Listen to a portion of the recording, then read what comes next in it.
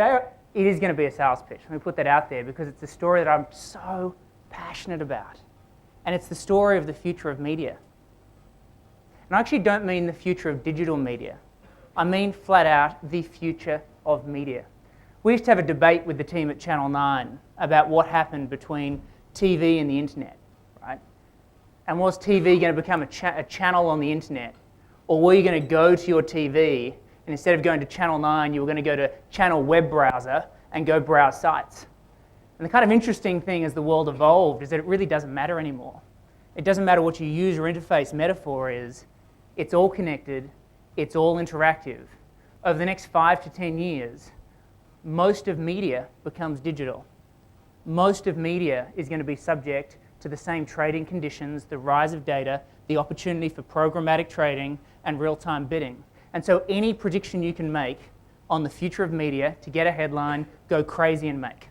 $10 billion a year in the next 10 years. Pick a number. I do not think you can underestimate how significant this is going to be for the future of media. And like all big futures and big stories, I think we are seeing the very beginning of a very big battle for the future of media.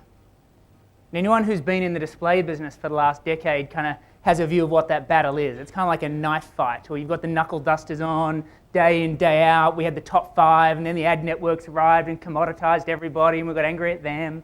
We all kind of belted each other up. I'm actually not talking about that fight. If you're going to pick a movie metaphor, that fight was kind of Fight Club. Brad Pitt, shirt off, that was that metaphor. If you think about the battle we're heading into, I think it is a little bit different. Sometimes you are in Fight Club. Sometimes you are in an epic ideological battle for the future of media. And if it's a little bit dramatic, that's okay. I was a huge fan of Star Wars as a kid, and so I've been waiting my entire career to use this and get Princess Leia into a story somewhere. But the story here is the Death Star, right? There is a company in Australia that earns more profit than the rest of the media industry put together. And it's hard to tell because they don't disclose any of their numbers, right? And if it's not true now, I'm going off what's reported in the Fin Review. If it's not true now, it's going to be true over the next few years because their market is growing so damn fast compared to everybody else's. And if you want the analogy to the Death Star, I don't know if you saw the sort of Jedi mind trick as you walked into Dalton House this morning, but we're in the middle of the Death Star, right? This business, Google, that is stepping into display, represents a vision for the future of media, which is very powerful. They have amazing technology. They have a great DSP, which is getting good traction. They're an important partner for us on the DSP side, so Robbie, my apologies, we should be good to them there. But their vision of media, I fundamentally do not believe in. They commoditize media. They commoditize context. They do not believe in the value of brands. I'm not a fan of that version of media as a marketer. I'm not a fan of that version of media as a consumer, and certainly not as a media company. And so the rebel forces, I'm hoping starting today, led by Luke Skywalker, are starting to amass. And so we believe there is a very different vision for the future of media that is much more compelling and much more exciting for everyone involved. And so Mi9 is really positioned around the marriage of two things. That's imagination and intelligence. And it's very intentionally imagination plus intelligence. It's not a grammatical error, which seems to be the main question I get when we start to share the brand. We believe in the power of imagination, creativity, colour, rich context, integration, beautiful, imaginative campaigns that connect with customers on an emotional basis. That's what's been driving marketing since the advent of advertising, and we think it continues to be more and more true as the advertising clutter starts to take over our lives. So what's different is intelligence. It's this extraordinary rise of data, where data is now as important as the media itself. We start to understand exactly who we're speaking to target exactly the brand message that we want to communicate at the right time. And that's the vision of media that Mi9 is excited about. We think about our business model now really over about 4 dimensions. We have an owned and operated business that's very traditional, premium context, rich environments, guaranteed placements, guaranteed volume. We have our targeting business, explicitly focused on understanding who the audience is. We now target across 16,000 segments. across Australia. We need to get enough data in those segments, which I think is an industry problem we all share, but segments is not going to be the challenge. We have the ad network. We sell advertising now for about 150 other sites across Australia and internationally. Reaching people is no longer a constraint. In a single campaign, we can effectively reach 100% of Australians. The big transformation is with the advent of the exchange. And as we think about the exchange, as you saw in the video to kick off with, that's the tools and technology that lets you as an advertiser find your customer anywhere across the internet and make a decision on how much they're worth to you and pay in real time. So the industry's starting to shift, right? We think about our business now as really having our traditional people-led sales, or hand sales, as the US would call them. The pressure on our salespeople is enormous on the imagination side to deliver more and more creativity to get that cut through working with agencies. And we see the same pressure on agencies. Almost everything else, though, over time is going to become programmatic trading. And so if you take that view which says, really the future of digital is the future of all media, pick a number. We believe that that programmatic trading is going to take a larger and larger piece to dominate all media over the next 10 years. So the Microsoft Advertising Exchange, we're there as a premium publisher. We do have a very different vision of media, and we believe context matters. And there's something intuitively correct about it. Let me show you a case study. Infectious media made the team. This is brand new, but we have to have a case study because that's what you need to do at these sorts of events. Anonymous client case study, which is going to be incredibly compelling for you. Single random set of numbers, but here they are. 87% of total conversions, 28% of total impressions. But the interesting thing is a 10% uplift in conversions because of a premium environment. I don't expect an anonymous case study to be compelling.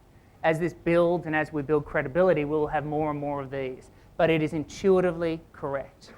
Why is it that Prada has been advertising on the front cover, inside the front cover of Vanity Fair magazine for as long as that magazine has existed? Why isn't Prada taking the cheap option and sticking that beautiful handbag ad on the inside of 4x4 Wheels magazine? It's not that it's not the same user. It may be that the same customer happened to walk by, pick up the same magazine and see it. The price is probably so cheap in 4x4 Wheels magazine that you could get the impression to that target audience at about the same price. The issue is context. Context matters. Context does drive brand preference. Context does drive conversion. And so if we built the Microsoft Premium Ad Exchange, I think Google will do an amazing job of mopping up Grandma's Knitting Needles, Mark Britt's djtunes.com.au, all those sites, the fly fishing sites, the blogs, let them pick it up. That's not our vision. That's not what we're trying to do. We're trying to find a way to bring the technology that is so magic in RTB and bring it to traditional brand advertising.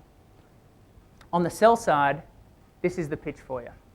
We absolutely want to open this exchange to the rest of the premium inventory in the market. The same tools, the same technology, not accessible by us, on the same terms that we use it. In the long run, exchanges converge, right? There's a reason there's really only one ASX in a market the size of Australia. Anyone who's tried to buy search advertising on more than just Google in the last few years would experience the challenge that you have when there are not multiple scale exchanges in the market. There becomes very, very quickly a lack of choice. Come and join us. Join the force. Join Luke and take on the Death Star. We have found on our side that our yields for remnant inventory have increased by an average of 90% where it's gone through the exchange. Our strip rates, and only an industry like this would come up with an expression like strip rates, but our strip rates have increased by 200%. So we now have double the percentage of inventory where we have data and can drive a premium yield out of them. So there is no way where this vision of the exchange can commoditize your yields. I've heard that myth again and again and again. It cannot commoditize your yield. You make available a piece of inventory to the exchange. If somebody else has data where they can afford to pay more than you can sell it for, they buy it. If they don't, you don't. So we are putting all ninemsn inventory into the exchange. We're making a commitment to advertisers and to partners that all the inventory in the exchange will be premium because we believe context matters, and our hope and our belief is that other premium publishers will join us in the journey. And if you see some of the moves that have happened in the US with the collaboration between the large premium publishers, we hope to see the same thing happen here. We have had the opportunity, being part of Microsoft, to actually see some of the experience that they've had internationally. We had the Microsoft team who are actually here today, Karen McCabe, berate enough people at Microsoft to get the ad exchange in Australia up from number 10 in the world up to number 3. So we have the sort of the learnings that are cascading down from US to UK into Australia. And there seems to be a fairly consistent trend. Trend number 1 is search advertisers used to RTB, see a cheaper way to get direct response, start bidding, seems to work, build some volume. At some point, direct response advertisers from display starts to do the same thing. They use a DSP, agencies have some cool business models that help them do that, and that's starting to take off. That for us is not the magic of RTB. What we've started to see in the last 6 months in both UK and Australia are advertisers really starting to push the needle on the way they're using RTB and information to target their whole campaign. So actually working out the value of different segments and buying media on a spot basis as part of a holistic integrated brand campaign to make sure they reach the audience they want. And so just taking some of those lessons and thinking about how they apply to Australia. If I was another publisher today, if I haven't been clear enough in my Death Star analogy, this world is happening. The power of this Death Star is very real, and it is building pace, as we've seen in other markets. At some point, you're going to have to make the decision on how and where to participate in the market. You are leaving money on the table today. We have actively built a proposition that we believe is optimized for premium publishers. It does not create channel conflict.